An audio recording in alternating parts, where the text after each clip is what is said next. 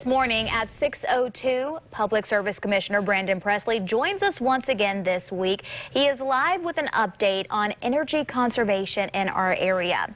So good morning, Commissioner, and thank you so much for joining us early again. Good morning. It's good to be with y'all.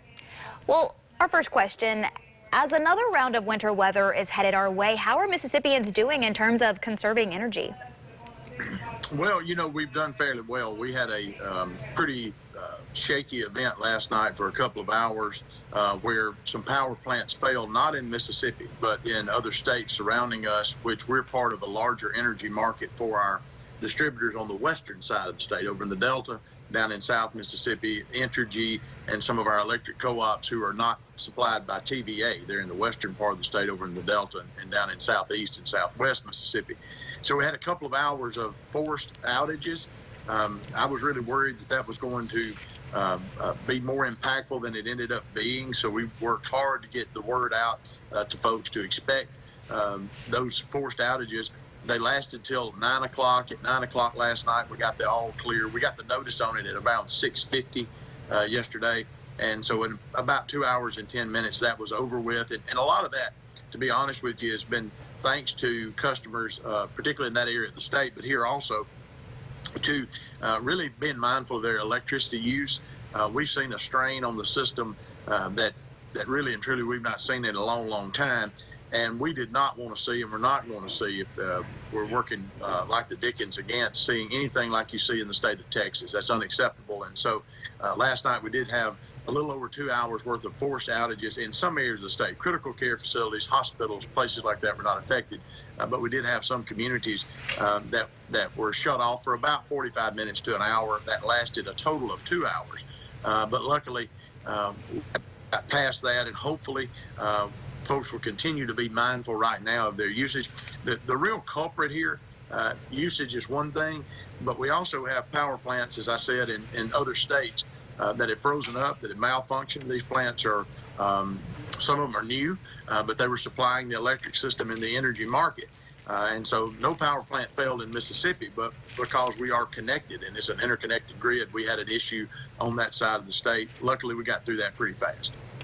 Right, and I know that many Mississippians are grateful for you and the other entities that are trying to get ahead of this, and you've pushed the message several times on social media to conserve energy, and we've tried to get the word out, but we want to hear it from you. What are some ways that we can conserve energy now to avoid problems later? You know, I said yesterday, an old country saying my grandmother used to say, don't burn as many lights. Don't, you know, if you can cut lighting off, shut those off. Also, just not doing that load of clothes or running your dryer during these periods of, you know, who wants to be doing clothes and washing dishes in the middle of a pandemic anyway. So, you know, putting those off. As temperatures go up, this situation is going to get much, much better. But as I just heard your weather team, Joel, and them talking about, you know, we've got cold weather continuing to come in. Right now, just smart, practical steps. Not only help your neighbor, they help yourself. And it's just a wise thing for folks to be doing. I mean, this is what, from a standpoint of restoration, once power goes out, the load or the amount of usage on the system is very influential in how the power companies go about restoring. I mean, they have to meet that demand as they go to hook people back up. So it's just important that people take practical steps. Again, cut off some of those lights. Don't do dishwashing, don't run your dryer, let all that stuff wait for a sunny day. Hopefully that's going to come soon, and then we will, things will be totally back to normal. We've had normal operations here except for the small hiccup that we had last night.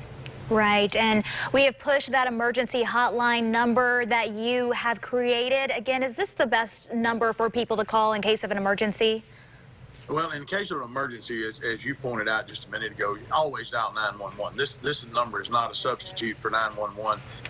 The folks that we have answering that call are not emergency medical technicians or someone who could help you in a medical emergency. What we've been doing with that number, we've been able to help several Mississippians, is note the account that with their power provider, that someone living in that home maybe has a medical device that needs electricity, so that we can help to prioritize restoration to those folks as best as possible. I wanted to create a way in which folks could cut through the red tape and get somebody on the phone to let them know that. But we're not a substitute for 911 if someone's having a medical emergency. Right. Well, hey, I am with you as far as conserving energy. It gets us out of chores for the moment. But thank you so much, Commissioner, for keeping us informed. We really do appreciate your time, and we look forward to talking to you again. Thank you so much. Y'all stay safe and warm. You as well.